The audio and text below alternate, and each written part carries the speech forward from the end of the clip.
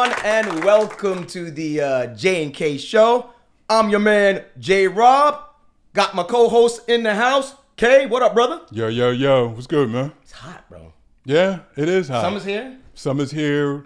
Thank goodness. And not a moment too soon. So you ready for it? Yeah, always ready for it. I have this kind of love-hate affair with being in the Northeast, where we are. Okay. Right. I hate the winters. I swear it off every year, saying this is my last winter here. But then eventually I find myself here because, New York is where we are. But you ain't a tropical baby. No, I'm not. I'm not a tropical baby, but for some reason I just tend to like the summer, warm months a little bit better, but it is what it is. I like the summer. I don't like that sticky humidity. Yeah, I'm here for all of that. Oh, you for all of that? Yeah. I don't have a problem with all that. I hate the cold. I hate the winter.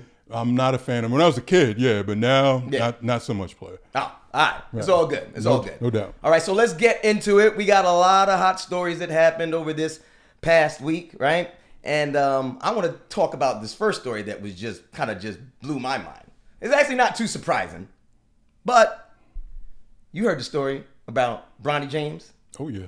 Yeah, man. Bronny James signed to the Los Angeles Lakers for 4 years, $7.9 million. A lot of money for someone who's drafted in the second round, 55th pick. I ain't never seen no one, listen, you know more about this than I do, right? But I ain't never seen nothing like that happen for someone drafted in that kind of position. But I think we all know, Kay, why this probably happened. And it bothers me just a little bit because it came off of a very pedestrian-like season his freshman year from the University of South Carolina, right? Southern California, my bad. I think he averaged like 4.8 points per game, 2.1 assists, whatever, right. Stuff like that. They ain't really good numbers. And he was talking about, maybe because he had the cardiac arrest situation, and he felt like he didn't play up to his full capability because of that situation. Might be true, right? But I will give him credit, right? Because he went on to say thank you to J.J. Redick, right? And the powers to be and all the front office at the Los Angeles Lakers. And he said, thank you for giving me the chance. Right. They then came back saying, no, thank you. We didn't give you anything. Because he said, thank you for giving me. He said, no, we didn't give you anything. Right. You earned it. You heard those numbers I just read to you. Yep. 55th draft, like I said, second round. So my question to you, Kay, the sports expert here, with those numbers and just knowing about the whole situation following Bronny, do you think, like they said, the front office said, do you think that he earned his way onto Los Angeles Lakers? So I'm going to answer this question exactly the way that you asked it. Did he earn his way on? Yeah. And the answer is no. He did not earn that. And the reason is because there are players that had a better showing in college, that performed better, who would have made a better choice. However, was it the right pick? Yes. It was absolutely the right pick for all of those other ancillary reasons. And listen, everyone understands why the Lakers selected Bronny. He's LeBron's son. It's his boy. He's earned that. You also want to keep LeBron happy. Hell, you want to keep LeBron in Los Angeles. The Lakers have done almost nothing, right? They had the one championship, the bubble championship, which people feel they should put an asterisk next to it. Right. I disagree. I still think you played, you win, whatever the terms were. But outside of that, they haven't done anything. Okay. Right? And we're talking a decade plus.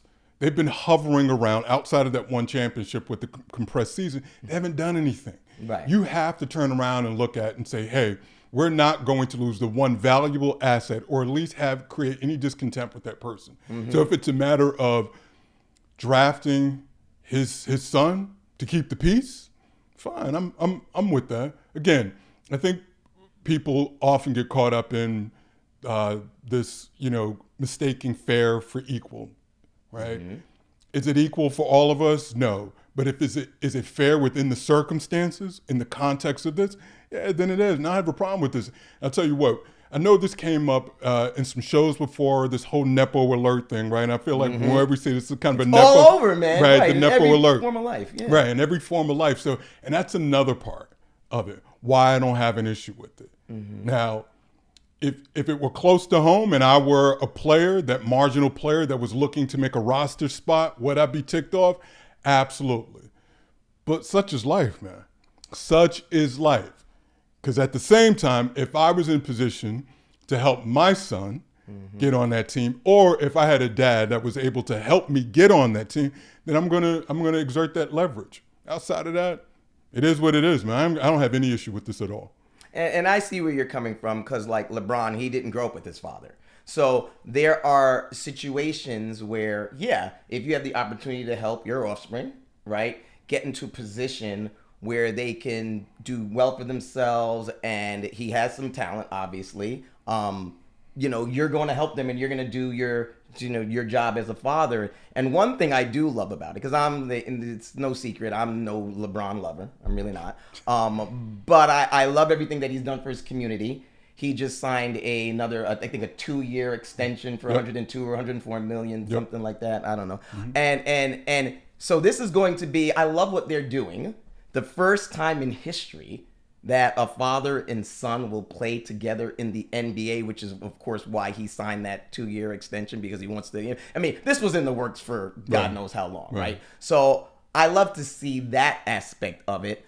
But I guess my problem is with, like you said, you agree that he didn't earn it, right? He didn't earn it, right? And I guess that's the question. When I see people making statements like that, when the upper management is saying that he earned it, like, why would they make that statement? Why do you think that they would make that statement when we all know that that is just not true? I mean, the numbers don't lie. Why do you think that they would make that kind of statement? Well, because I think they're trying to protect Bronny, right? So think of it this way. If I'm the Laker organization and I make an outlandish statement, now all of the smoke's coming to me, as opposed to going to him. Right? So he can defer and say, well, they said it, like I didn't, right? Mm-hmm. And so that's what you want. You want to deflect all of that attention, or at least as much as you can, away from Bronny, ask us all the questions, and then, so that he's free and clear to just kind of concentrate on what's happening on the court. I think what's interesting, so I've got less of an issue of them drafting him. Mm-hmm.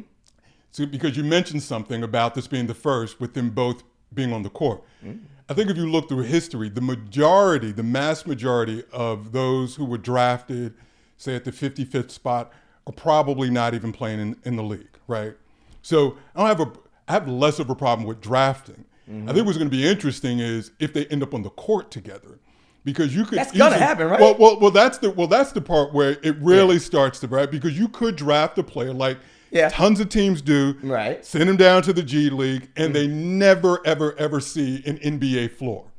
The interesting, but this only works with the Lakers and LeBron and Bronny, is if they're actually on the floor at an NBA game together. That's the history part. Mm-hmm. And that's when it becomes, okay, now are you going to sacrifice having someone who really is better than him during a game that matters, where somebody else can be playing? That to me is where it would be like, all right, now that's a bit much, because if you look at take Giannis on the Bucks, right? Everyone on that team sees his brother sitting there. Yeah. His brother gets no burn at all, sitting on the bench. He's the best. He's got the best seat in the house, watching all these games. Yeah, and if it was not for Giannis, his brother wouldn't be on there. But Giannis gets no burn. His brother, his brother gets no burn. Doesn't see any time. Doesn't see anything. Right. Okay. But if we're talking about now putting LeBron and Bronny on the court together, listen, I think that would be a bit of a stretch, right? But when you say a bit of a stretch, like they shouldn't do it, you don't think they should? Well, I think, listen. Because they're gonna do it. Well, I think where everyone's up in, I guess my point is, I think everyone's up up in arms about the fact that they drafted him. I'm saying the bigger part is if they play him. Okay. Right? Like, you think that's a bigger problem? Yeah, I think that's a big issue because they draft tons of players that are drafted 50, 51, 55, 60. We'll see no time. They won't even make an NBA roster, right? Like they'll draft them, put them in the G League, and those guys never make it up to the big team, right? To the 12-man roster. So so to me that's less of an issue that they drafted him. Okay. The bigger deal is they drafted him. He makes the 12-team roster, and now they're putting him in games where he clearly is not the best player just for the purpose, right? So in the sports, there's something we call, or folks call, a no-way player. And the only time that person gets a chance to get on the floor when there's no way we can win or no way we can lose, right? It's like 2 minutes left.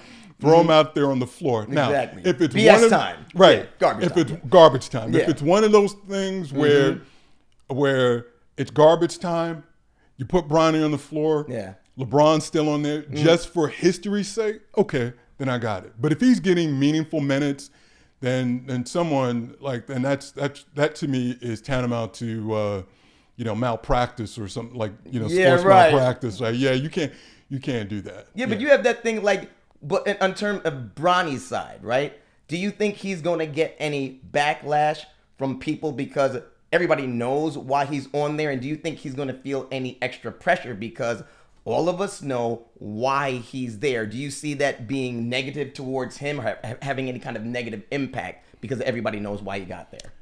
In the public eyes, Yeah, so yes. So I think it will be some blowback, but will that affect his game? Well, I'll say this about Bronny, right? And hats off to this young man because everyone's talking about this, but from what I see, he hasn't done anything. He didn't choose his parents. He didn't choose his dad, right? He fell in love with the sport. Yeah. And so Bronny's been saying, goes back to high school. Yeah. There were those questioning whether or not he should have made the McDonald's All-Star team.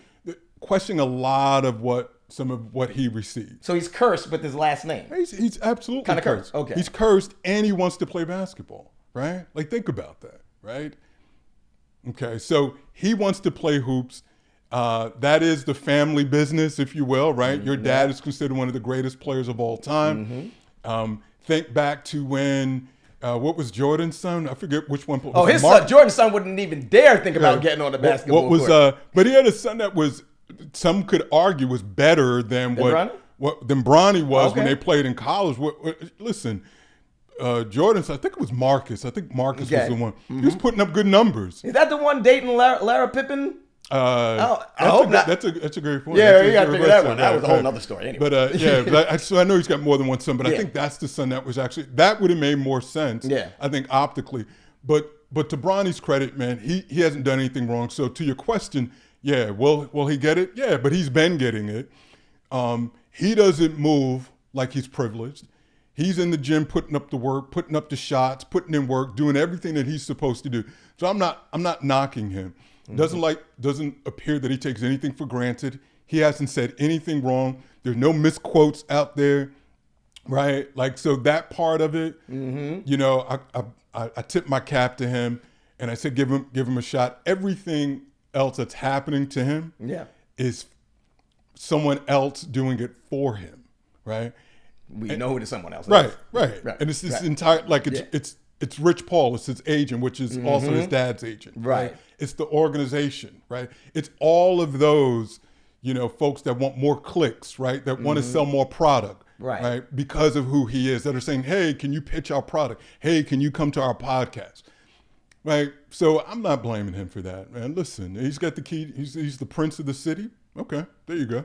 Yeah. And listen, like you said, he hasn't done anything wrong. I do love the fact that he said thank you. Yeah. Right? Yeah. Like, because he's showing that he knows that he shouldn't really be there. Right. Like, he's showing the appreciation. And of course, he has that hard work ethic, just like his dad. So I do like that. I just had a problem with the organization talking that nonsense lie, talking about he earned it. That's all. Yeah. But that's not on him. Like you said. No, it's not on him. And the other part is, how does he write his story? Yeah. Like how he is or what it is today doesn't mean it will remain like that for the rest of his career. Yeah. Right? probably, and I'm digging in the crates on this one, but Mike Piazza that played with the Mets many years ago. You know the story of Mike Piazza, a phone call, like he was in the lowest of the lowest level of baseball. Right. Only got there because his dad knew someone, made a phone call, and worked his way up to the major league, and was arguably, when he ended his career, was the best offensive catcher that ever played a game. Yeah. Right. Absolutely. So Bronny, right? How we see him today doesn't necessarily mean that's how his career is going to end. So in many cases, we know that we just need an opportunity. Right, and a lot of us don't get that. Right. You get that opportunity to work your way up from down low to come up really high, and you could perfect your skills. And I have no doubt, especially with LeBron being his father, that he will be definitely successful in this league because he has his father to look up to. So I do like that fact. So I have no issue with him. Again, don't love his father, but that's a whole nother story. Yeah, that's another show. It's all good.